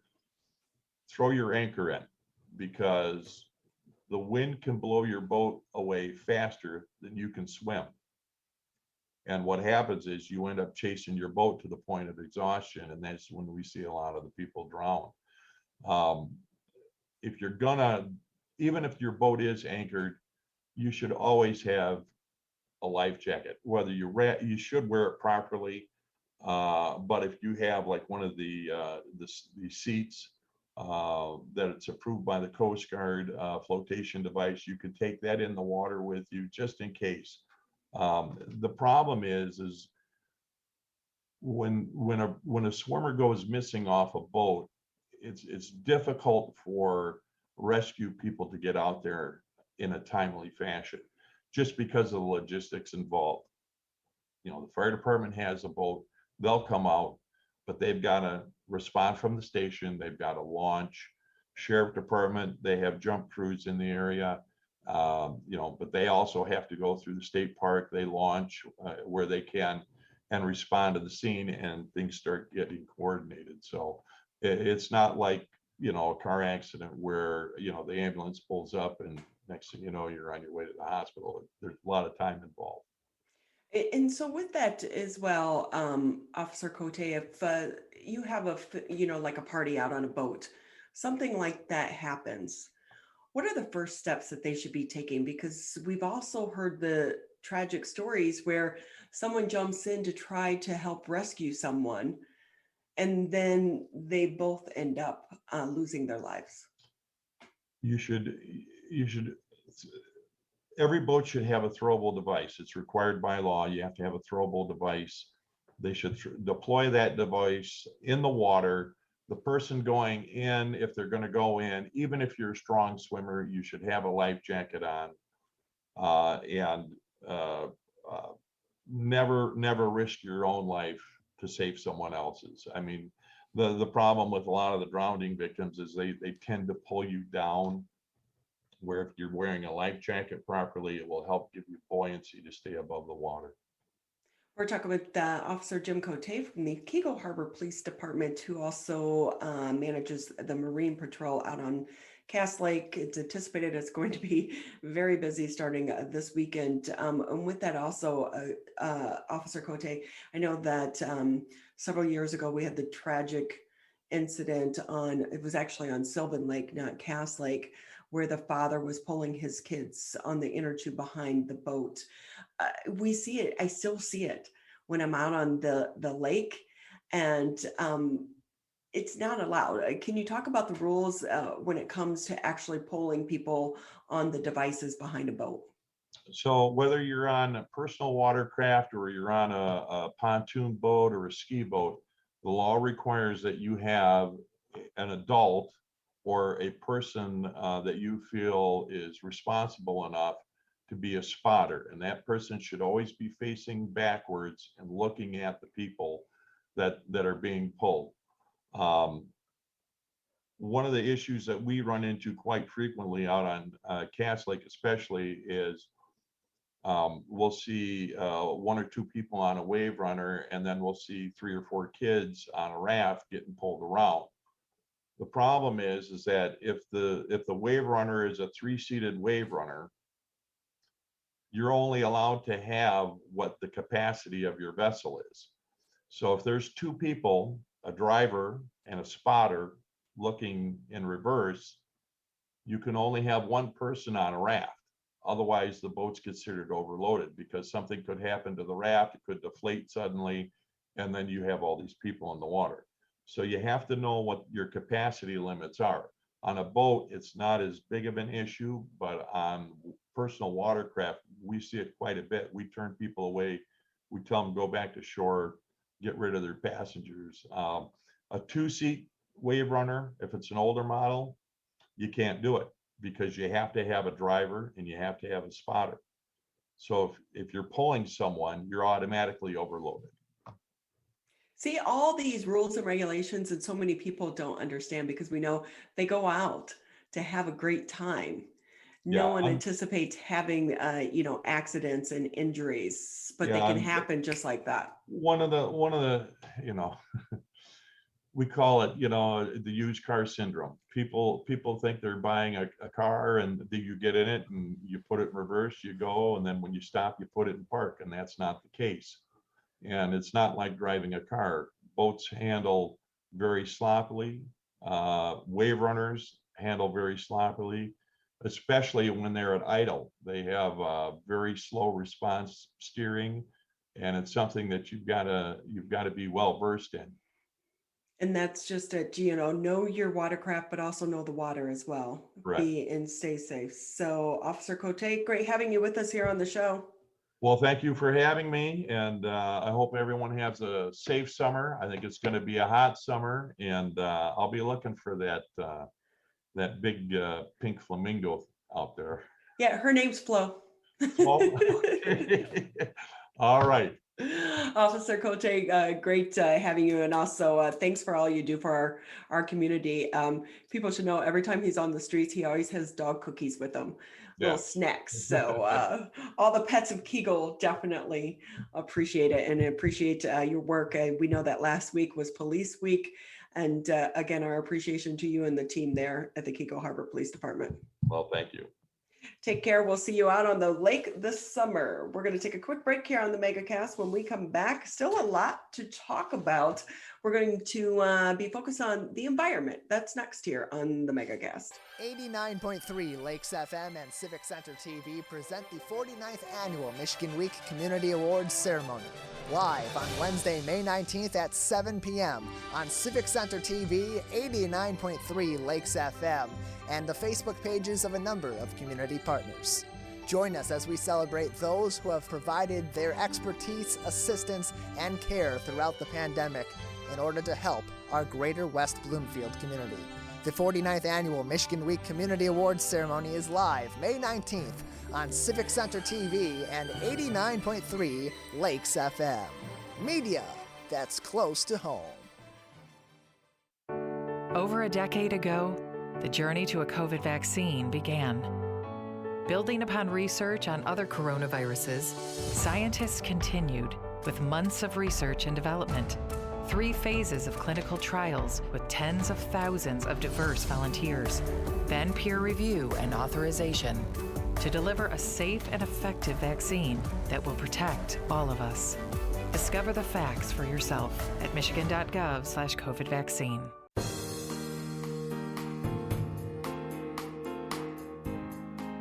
We want to say thank you for taking time out of your day to be with us here on the Megacast. As a reminder, you can always catch previous episodes of the show, just go to civiccentertv.com, click on Megacast, or you can also just catch the individual interviews by going to the on-demand section. Yesterday, we had a great conversation about our environment here in the state of Michigan. We are so lucky to live in this state. It's so diverse. But one of the things that makes our state great has to do with our natural resources. But what's it been like in the middle of the pandemic? There is an organization that is dedicated to preserving the health of not only the people of Michigan, but also our environment. To talk a little bit more, we want to bring in Sean Hammond. He's the policy director for the Michigan Environmental Council, and Sandra Turner Handy. She's the engagement director for the nonprofit. Great to have you both with us here on the Megacast. Thanks for having us. Thank you. Sean, if we can start with you. For those not familiar with the Michigan Environmental Council, give us a background on the organization. Yeah, happy to. So we're a nonprofit coalition of environmental organizations from across the state. So we were founded about 40 years ago in 1980 by 6 leading environmental groups at the time. We are now north of 70 member groups from across the state. And they range in interest groups from local watershed councils to groups like Transit Riders United out of the city of Detroit looking at transit, and then health-based groups, regional-based environmental groups, you name it. If it has an interest in the environment, they're probably a member group of ours. And so with that, Sean, do you sometimes feel like there's so much you want to do and so many problems you want to try to solve? How do you prioritize some of these issues here in Michigan? Yeah, absolutely. So we work focused on Michigan, so that does limit our scope a little bit from the possibilities. But we work with our members and then with our internal staff expertise to develop what priorities are kind of the top of the year, and then some of them are dictated for us by the legislature and the administration and what they're working on. And Sandra is our engagement coordinator and really helps us, engagement director, excuse me, and really helps us. Her team helps us do outreach to our members to help gather, that information. So with that, Sandra, if we could toss it over to you, what's it been like over the past year? Because I would think part of your job is to talk to people, be around people, but yet we've all been locked in our homes. Yes, it has been strange. However, we learn to adapt. You learn to adapt. And now that we're in virtual worlds, some of our disconnect may come from people not being able to connect to us virtually. And that has been the hard part, is trying to reach people through virtual meetings. However, it has been really successful in that the majority of people have been able to connect. We are still doing our work. We are engaging. We're bringing on new organizations and new members into MEC, through our engagement. So it's been different, but it still goes on. And so with that, Sandra, what are some of the big topics that you're trying to get the public engaged and involved with at this point in time? Well, in my scope, environmental justice is always a great issue. I mean, it is like always at the top of my priority list because it impacts our air, our water, our land. These issues that relate to our natural resources always have an impact on the people. And so it's about trying to mitigate these impacts. Yeah, and I think about even prior to the pandemic, we know, especially in the city of Detroit, it has some of the most polluted zip codes in the entire country. And you wonder too, did the environmental factors play a role in COVID-19 and the cases in the beginning of the pandemic? Because we know Detroit and some of these zip codes, the people living in the zip codes were hit especially hard. Yes. We know that COVID attacks mitigating health issues. in the city of Detroit, we have a high rate of obesity and cancer and asthma and heart disease. And these are the things that COVID really attached to. So we did see a high impact from COVID. And adding to that is some social justice issues like access to quality health care, economic status in the city, those type of things. They all play a role in how COVID attacked the city and attacked many of our residents here in the city.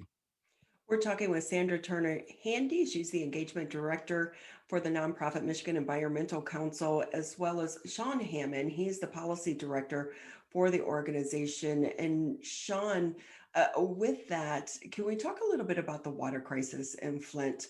Here we are, how many years later? And while there are lawsuits and there are criminal cases, I feel like so many people in the city of Flint have been left behind. This issue really still has not been resolved.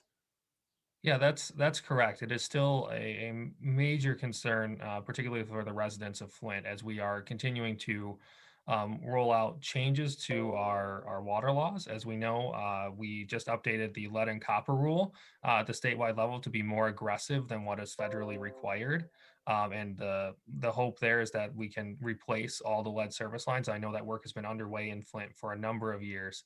But really it's still continuing. It's about building that trust. And that's what this is there was a breakdown of trust in the water system and in the government to provide clean, safe drinking water.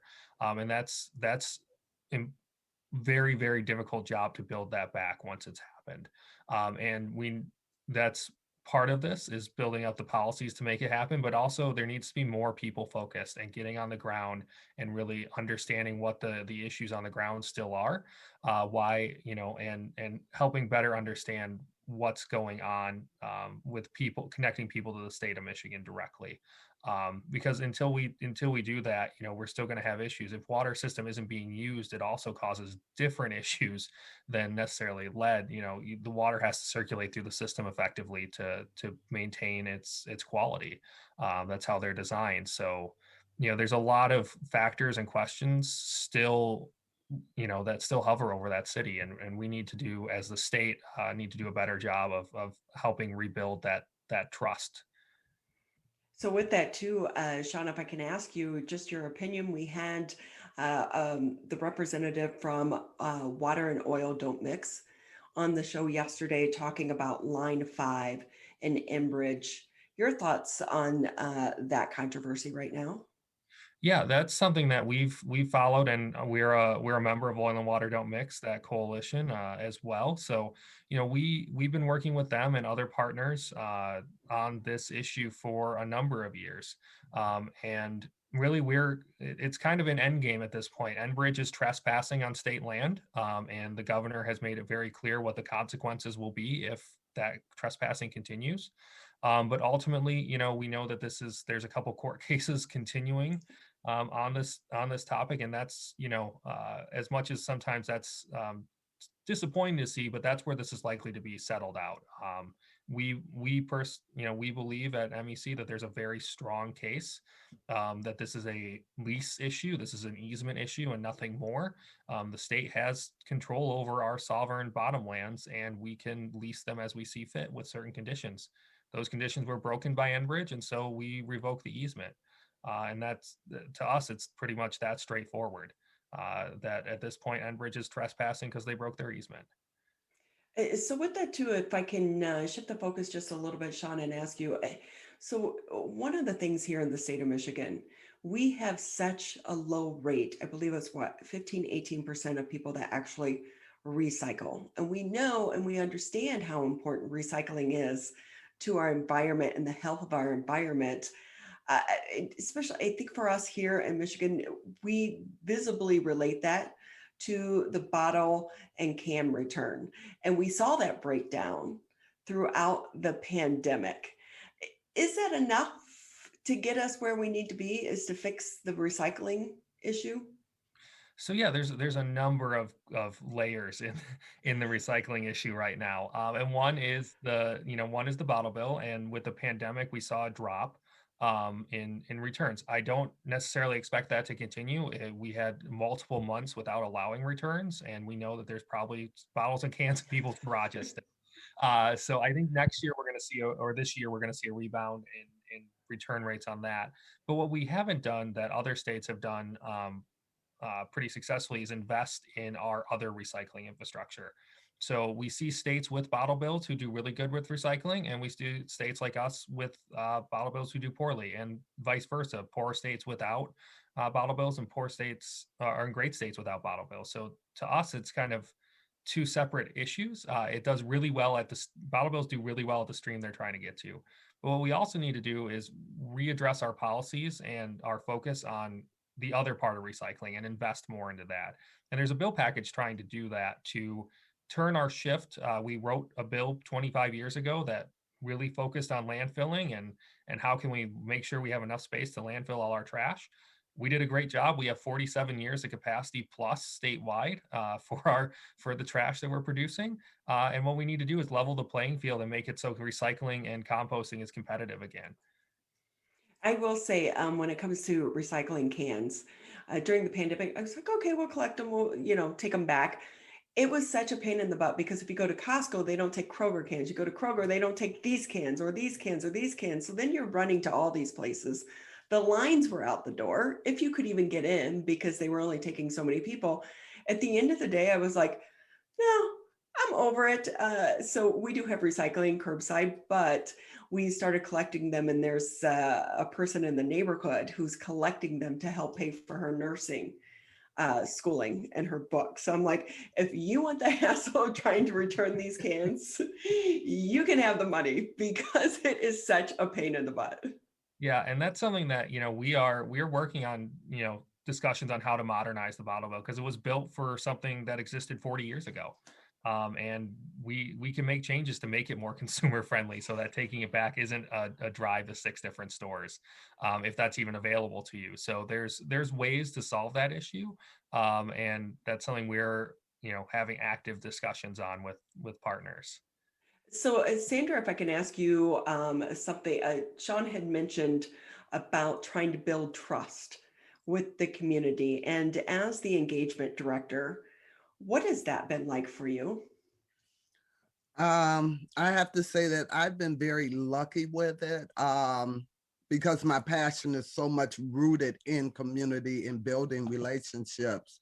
However, if people do not have voice that is invested in issues where they know they're being listened to, they're called in prior to a plan being set, they're there to help develop the plan, their voices are heard, they see it on paper.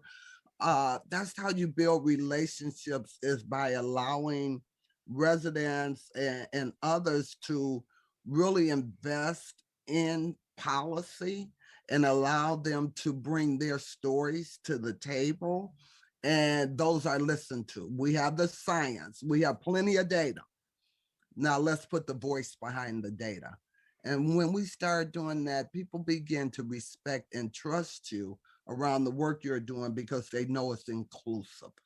And that's the word, inclusive. Yeah, because it could be so challenging in the beginning to get the buy-in.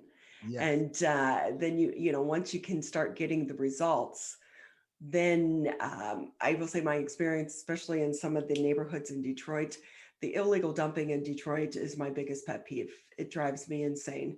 And going in to try to clean up the neighborhoods, they were so frustrated. But once you got it cleaned up, they maintained it. But a big part of that was, just like you said, getting them invested, but having their voices heard as well. And that is so key, I think, to so many of the issues that we have here. Yes, we always talk about engagement, but it has to be authentic, and if we're parachuting in and out of communities and, say we're getting their voice, but then you never see it reflected anywhere, that becomes inauthentic, and that destroys trust with different groups. We're talking with Sandra Turner Handy. She's the engagement director for the Michigan Environmental Council, as well as Sean Hammond. He's the policy director.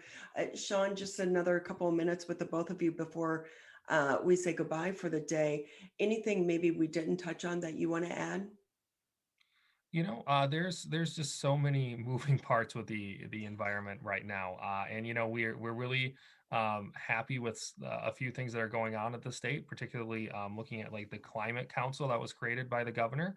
That council's work is ongoing and is really tackling some of the biggest issues of the day, and that's one thing that I want to make sure we're flagging is that we are trying to work towards these bigger goals even throughout the pandemic. A lot of things got delayed, particularly announcements on climate council, announcements on some of our mobility discussions at the statewide level that the governor's been leading, but those work has really started up again with fervor early this year, and so we're excited to. This is an exciting time to be working on environmental issues in Michigan, as there's a lot of opportunity over the next few years to lay out the future for our state. I think people have come to realize, especially over the past year, just how important our environment here in the state of Michigan really is to the health of all of us in our communities. And with that, Sandra, anything you want to add before we say goodbye? I just wanted to jump back to the recycling. We really need to start changing our habits. And it's about creating new habits. We have to learn how to reduce our waste. We have to learn how to reuse materials without changing our habit of a throwaway culture, where our recycling is always going to be at minimum. So with that, Sean, how can people find out more if they want to get involved? Because I know that it's not just your organization, but you're a part of several organizations. Yeah, so I'd say the number one piece of information is our website, environmentalcouncil.org. And then we also have a Twitter account and a Facebook account, and we are continually posting updates and news and on the work that we're doing and on environmental happenings around Michigan. Right on those social media pages. And then, of course, Sandra and our engagement team, if you are an environmental organization and you're interested in learning more about the council and how to be a part of it, Sandra and her team are the go-to there. And I would say, come together. When we are a collective voice, we get things done. So thank you to the both of you for taking time out of your day to be with us. Thank you for having us.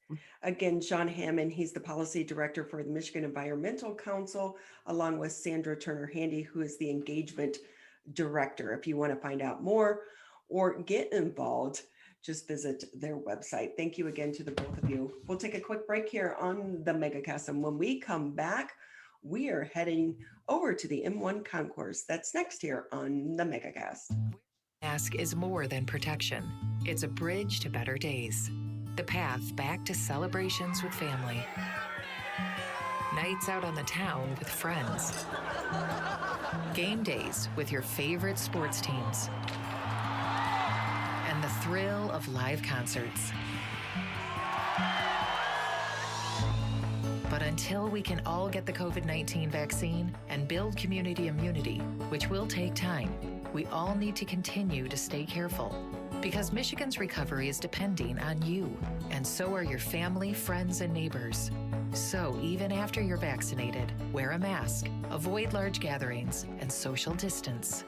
One day in the near future, we will all be able to put this pandemic behind us.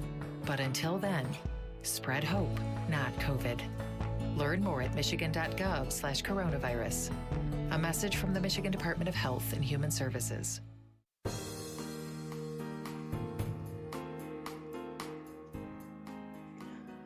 Great to have you with us here on the Megacast. Just about 20 minutes left in the show, but as a reminder, Tyler and I are here Monday through Friday, 10 a.m. until noon live. And if you miss a portion of the Megacast, you can always catch previous episodes. Just go to civiccentertv.com, click on Megacast, or go to the on-demand section to watch the individual interviews. So excited to end the show today with one of our favorite venues, the M1 Concourse, reshaping the city of Pontiac, but the organization also has a new CEO. So we want to welcome to the show, Tim McGreen. He is over there at M1 Concourse. I have to ask, how is it going for you so far? Ronnie, it's going very well, thank you. It's early days. I assumed the position March 1st. So, but we got an exciting year ahead of us, and we got a lot going on. So with that, Tim, give us a little bit of your background, because you sound English. I do, and thank you for saying that, and I'll clarify that comment. I grew up in Kent, Southeast England, moved to the West Coast of California in the early 80s, 1982. I go back to England on a regular basis, at least once a year. And obviously the time I've been out here, my dialect has changed, and there's always somebody I'll meet in England that will say, "Where are you from?" And you go, "I'm from here." But it gets mistaken more often than not for Australian, which I suppose for an Englishman is regrettable, but Well, we're excited to have you here in our little neck of the woods. And with that, M1 Concourse is really such a beacon of light for the city of Pontiac, but also this entire region. And with that, we know it's been a tough year. So you're taking over, hopefully at the tail end of a pandemic. What are the plans going forward? So you're right. I mean, like everybody else, M1 experienced a challenging year last year. All the corporate business, evaporated, and we sort of did what we could do for our motorsports club members, who are the people that own the garages here. But moving into this year, and like with anything, we got great opportunities. So we're up and going. Our track program is functioning as soon as Mother Nature allowed us to get on track. So, for those who aren't familiar, we sit on 87 acres, which is, historically been referred to the triangle.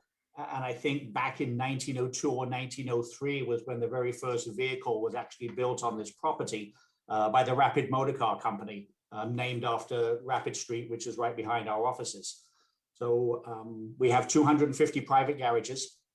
Box of me, our racetrack, well, it's actually not a racetrack, it's what's classified as a high performance driving track, is 1.5 miles long, 11 turns, and our motorsports club members, really make the most of it. So the weather's been very good, and they're out weekends, weekdays, evenings, and then we have a number of events coming up. So with that too, before we jump into some of the events, I have to just ask you, what's it like for you to be there? Because I would assume that you're a car enthusiast, but to be in that site where so much history of the automotive industry has taken place. I mean, the good thing is it's great to see the M1 Concourse come there, because I know for years it sat as a vacant lot, and it's great to see racing and the automobile coming back to that corner. I've had a long passion for automotive history. I've been very fortunate to be in different aspects of the automotive space, mostly the sort of the classic car world, for the better part of 3 decades. So automotive history is something I'm passionate about. To sort of to be here and know that, the turn of the last century. In fact, just recently, somebody sent me a link to a post, and this gentleman said that his grandfather had been involved with the Rapid Car Company, and they had a video of the vehicle, which is actually, there's a race called the Pikes Peak, which is a very famous run up the sort of hill climb, probably the most famous one in the world. And this apparently Rapid was one of the first commercial vehicles up there. So to see this old video from that time, and even just recently, I was talking to somebody from California, and he'd actually worked for GMC when they had production at this factory here. So, it's great that we've got this heritage here, but I think most importantly, what our owners have done now in creating the venue that we have here, which has somewhat of a private public identity, in the sense that, the garages and the track have sort of a private section, but then this year we'll have our public events, our 2 big feature events. There's other 2 events that are coming that are put on by other organizations, and then our sort of cars and coffee events. So with that too, I love it, because it's like you're on the site of the history, but you're reinventing the history as well by bringing the concourse there to that corner. And you think about it, because the automotive industry is a fabric really, of our community and throughout this area here of Southeast Michigan. But with that, going forward, you were talking about some of the events. I know that one point in time, the restaurant was being planned. Is that now going forward? Is it being built? So that's part of our brand new event center, which if you drive past us on Woodward Avenue, there's sort of a large structure that's sort of been coming out of the ground since October. It's nearing completion. It is scheduled to be completed in time for the Motabella event, which obviously we're very privileged that M1 is the host facility for that. The facility is it's just sort of a 30,000 square foot, meeting and entertainment space. Part of it will be a conference facility, and it's right on the track side. So the opportunity for people in the automotive space to be able to use the conference facility and then take vehicles either directly out onto the track or bring them into the meeting room. Part of the building will be a public access restaurant. That one we're talking with some potential restaurant operators. By the time that transaction is completed and the restaurant is done, it's probably going to be sometime in 2022 before the actual public restaurant will be open, but we'll be using that space for some of the special events that we'll be doing. Tim McGrain with us here on the Megacast. He's the CEO for the M1 Concourse located over there in Pontiac. And Tim, I know that the Cars and Coffee events so popular with so many people. I believe they were put on hold. Are they back up and running? They will be starting in June. It's a template of an event that's done all over the country, and it is very popular. It gives a cross section of people to bring all manner of cars and certainly generations to sort of share their respective passions, as opposed to sort of the formal car show where the Fords are separated from the Chevrolets or the classics. I haven't been here for one of our events here. I was very fortunate. We created one when I was in California and did the Black Hawk Museum, and we went from 98 cars our first month and did 1,400 cars every month. And California weather allowed us to do it around the year, 12 months. So we get well over 1,000 cars here. We will be starting in June. That'll be the first one, the one that was scheduled for May 22nd. We did decide to postpone a couple of weeks ago because it still fell within the state's restrictions for large gatherings. And we just knew that from sort of the pent-up demand that we were seeing at other small events we were going to, that were attracting 800 cars, and our social media footprint, we just felt that we were going to get in excess of 2,000 cars. And to tell 1,000 people they can't come in, or 2,000 people. So we just decided we'll follow the state guidelines and we'll pick up in June. So we'll do June, July, September, and October. Yeah, even if you drive up and down Woodward on the weekends, we know so many car enthusiasts, they have gathering spots. Like there's a coffee place and another, I don't even know what the shopping center is there, like Woodward and 13 Mile, because this really is a community. And that community wants to get together and they want to talk cars. And so it's going to be great when you're fully back open to the public. And do you anticipate this next year is going to be busier than ever? We do. We've got 4 major events that are happening here, 2 in August back to back, and then 2 in September, and that first weekend in October back to back. And we certainly feel that by when that time of the year comes around, that people's comfort level with congregating in larger groups, I think we're all going to find out where our collective comfort is in how large a group's going to carry. But hopefully by that time, we're all vaccinated and we're back to a safer world than we've certainly experienced the last 12 to 14 months. Yeah, we can't wait to get there. Hey, Tim, I have to ask you, have you ever been here for the Woodward Dream Cruise? I have not. As somebody that spent, again, most of my time in California, I've always been on the Monterey Peninsula the 3rd weekend in August for the Pebble Beach Concourse and the Monterey Historic Races, because I've been involved with a number of those events, again, going back a long time, and certainly aware of the legend that is Woodward Cruise and what it's all about. But this is my first year experiencing in person. Well, let's hope that it's not canceled this year. We know the official events were canceled last year, but it unofficially still went on. I will tell you though, as just a little secret, plan a lot of extra time if you're going to be taking Woodward for the week leading up to it and the days afterwards, because that is what I've heard. But thank you for those words of advice. Hey, so with that, I have to ask if people corporate events, are those still taking place at all? Because I feel like so many offices have been remote. Yeah. Having an event out there that's outdoors is a great way to kind of bring your team back together.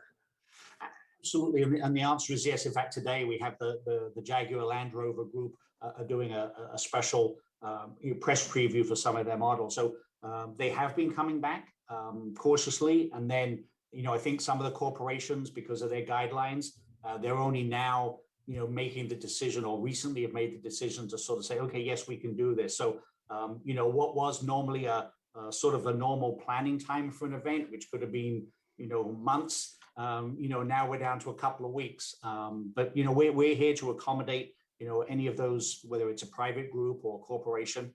We've certainly been getting calls, and the fact that we are an open air facility for the most part, it does allow certainly us to sort of accommodate groups, and even as they go through that transition of what's really safe and what their corporate policy is, we're able to accommodate them.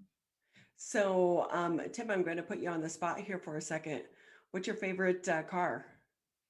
Well, if I had to choose one car, from England, I've for a long time I've been very passionate about the world of Aston Martin and Bentley automobiles. But there's one particular car from a very early age that's always been the sort of the top of the list, which is always tough because it's a very long list of cars.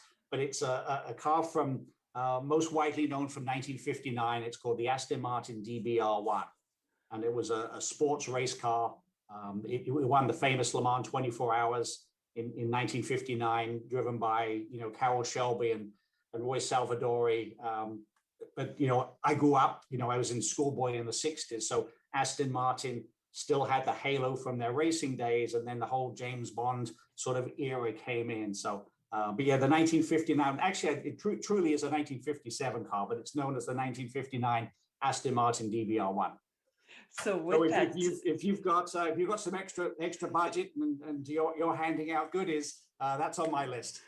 I'll tell you what, when I win the Mega Millions, I'll swap you. I'll come over and take my electric smart car for a test on your racetrack over there, and we'll get you a car.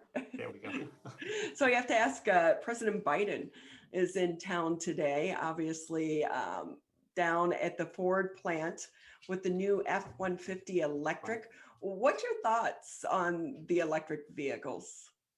So, the electrification of the automotive world from a sort of a modern car point of view is where we have to go. I mean, obviously from sort of, conserving the environment.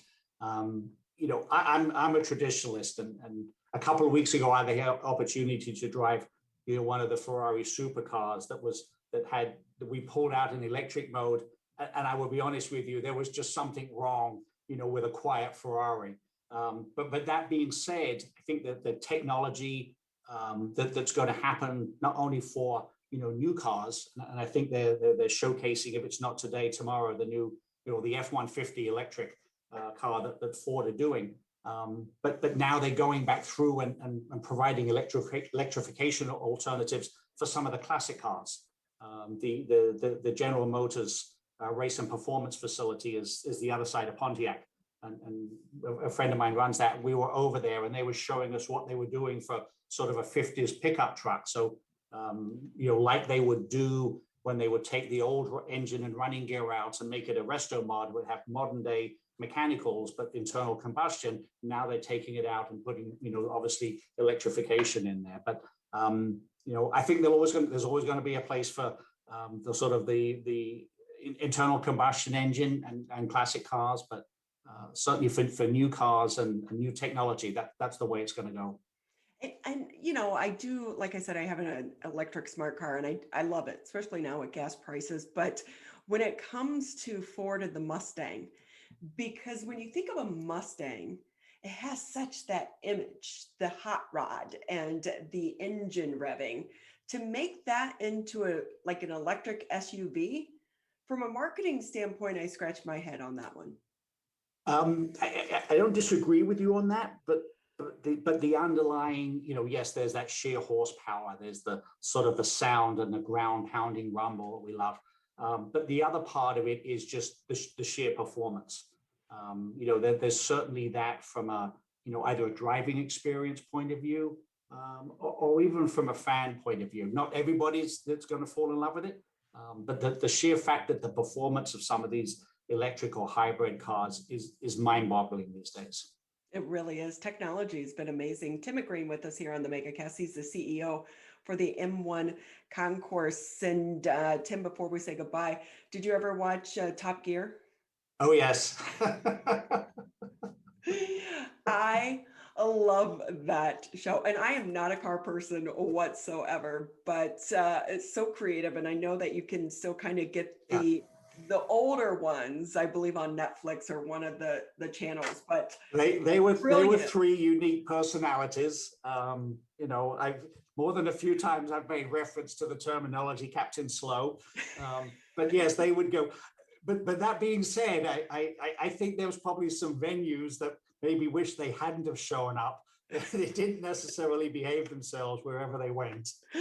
They did not, but they did such a great job, though, of getting non-car people such as myself interested in really the vehicles, because along the way, they had to be able to fix them as well. So it was educational in a way. There we go. Well, Tim McGreen with us here on the Megacast. He's the CEO for the M1 Concourse. It's been great having you with us. And Tim, I would imagine that you guys are usually really great with social media. So anyone who's interested in keeping up with the events, that's probably the best way to do it. That is. So obviously the M1 Concourse is a facility. We have both our website, m1concourse.com, and our social media platform. And then both of our 2 feature shows, which is the woodwarddreamshow.com and all the pages, and then americanspeedfestival.com. When is the Speed Festival? So the Speed Festival is actually the very last part of September. So the dates are September 30th through October 3rd. What's the fastest time that a vehicle's gone over on the track over there? Because we're a driving track as opposed to a racetrack, it's the top speed that you can probably reach down our main straight is probably in the 125 to maybe 145 range. And that not only depends on the acceleration at the start of the straight, but your braking ability at the end of the straight, which obviously is just as important. Our lap times are lower, or our lap speeds are lower because we've got so many, I won't say intricate turns, but 11 turns in 1.5 miles. But and one of the unique things about our facility, which the members really appreciate, it was designed that traditionally we run in a clockwise direction, but it can also be run in a counterclockwise direction. So it gives the members, a different experience. We do that, a couple of times a month. That will really test your driving skills. It's just that which whole is what the members game. enjoy. Yeah. Well, we want to say welcome to Metro Detroit. It's great having you here, and we wish continued success over there at the M1 Concourse, because like I said, it's really been such a shining beacon of the possibilities, and I think Pontiac in this area needed it. So it's great to have you on the team, and welcome to Detroit. Ronnie, thank you very much, and look forward to welcoming you out here sometime. Awesome. I live not far, so I'm a couple miles away. But again, thank you. And when you get a chance to go to the Henry Ford Museum, I think you'll find it fascinating. I have been there. I'm a card-carrying member and was able to see the exhibit on its first Members Day. But thank you. Yeah, love that place. That's awesome. That's awesome. Well, again, thank you and welcome to Detroit. Again, Tim McGreen with us. He's the new CEO over at M1 Concourse. Some exciting things going on at the corner there at Woodward and South Avenue in Pontiac. That's going to wrap it up for the Tuesday edition of the Megacast. We'll be back here tomorrow bright and early, 10 a.m. I'm Ronnie Dahl, Tyler Keefe back at the studio, and we want to say thank you to Larry and Jake as well. Have a happy Tuesday. Go out, enjoy the sunshine.